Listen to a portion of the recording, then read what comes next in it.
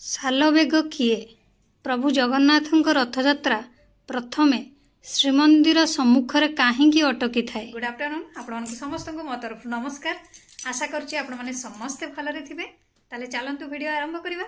किंतु वीडियो आरंभ करबा पूर्वरु आपण मानक भितर कहि जदि आज मो चैनल ले नुवा थांती ताले प्लीज प्रथम मो चैनल टिक सब्सक्राइब कर दियंतु। पाखरे थिबा बेल आइकन को क्लिक करंतु जहा फल रे मो नुवा नुवा वीडियो रो नोटिफिकेशन आपण मानक पाखरे खूब शीघ्र पहुंची जिवो।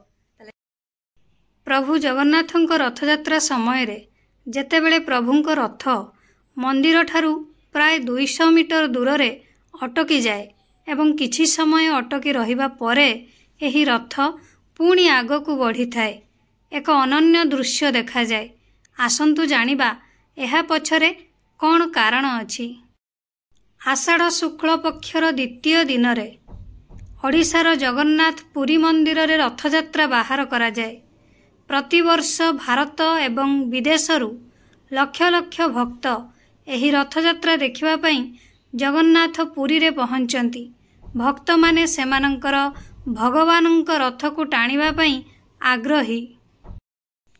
एही समय रे जेतेबेले प्रभुंक रथ मंदिर ठारू प्राय 200 मीटर दूर रे अटकी जाए एवं किछि समय अटकीबा परे एही रथ पुणी आगकू बढ़ी थाए।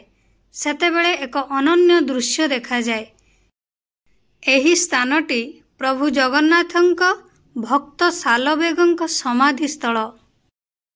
ताहले आसंतु जानिबा सालबेग किए थिले जहांक समाधि रे आज रथयात्रा अटकिछि। सालबेगर कहानी कौन? सालबेगଙ୍କ जन्म एक मुस्लिम परिवार रे होइथिला। तांको पिता तालबेग मोगल साम्राज्यर जड़े वरिष्ठ अधिकारी अर्थात जड़े सुबेदार थिले। सालबेग वृंदावन रे पाठपढ़ा करिथिले किंतु थरे से कौनसी कामरे पुरी आसीथिले जेउठारे से प्रभु जगन्नाथଙ୍କ महिमा सुनिथिले एवं तांको मनरे प्रभुଙ୍କୁ दर्शन करिवार इच्छा मध्य सृष्टि होइथिला। सालबेग मंदिर रे पहुंचिबा परे तांको द्वार रे अटका जाइथिला कारण मंदिर रे अणहिंदुଙ୍କ प्रवेश निषेध। एहा देखि सालबेग दुखित होइथिले किंतु सेही समय रे प्रभु जगन्नाथଙ୍କ प्रति तांकर कौतूहल एवं भक्ति मध्य गभीर होई जाइथिला। मंदिर रे प्रवेश करि पारि नथिले मध्य से ईश्वरଙ୍କ प्रति तांकर भक्ति बजाय रखिथिले। से भजन कीर्तन गाइबा एवं प्रभुଙ୍କ नाम जप करिबा आरंभ करिथिले। एपरि भक्ति जे स्वयं भगवान दर्शन देवाको आसीथिले। गोटे राति रे सालबेग स्वप्न देखिले जे प्रभु जगन्नाथ स्वयं दर्शन देले एवं कहिले मु तुमर भक्ति रे बहुत खुशी। जदियो तुमे मते मंदिर रे देखि परिबो नाही मु तुमको दर्शन देबी। सालबेग प्रभु को पचारिले केबे?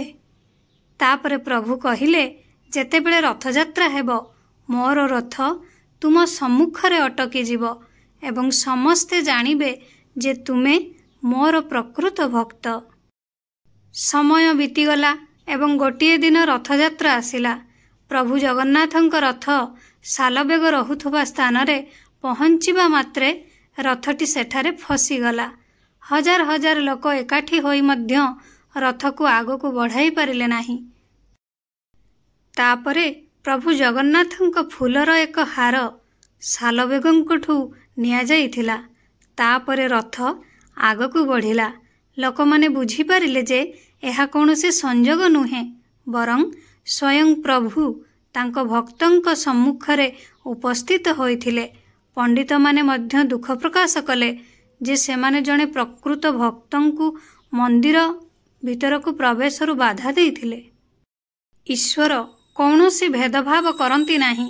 सालबेग परे प्रभुंक सेवा कले एवं पुरीर राजा सही स्थान रे एक मंदिर निर्माण करिथिले जहाकू अनेक लोक सालबेगंक मजार बोली मध्य कुहंती। आजि मध्य रथयात्रा समय रे प्रभु जगन्नाथଙ୍କ रथ मंदिर सम्मुखरे किछि समय पई अटकी जाए।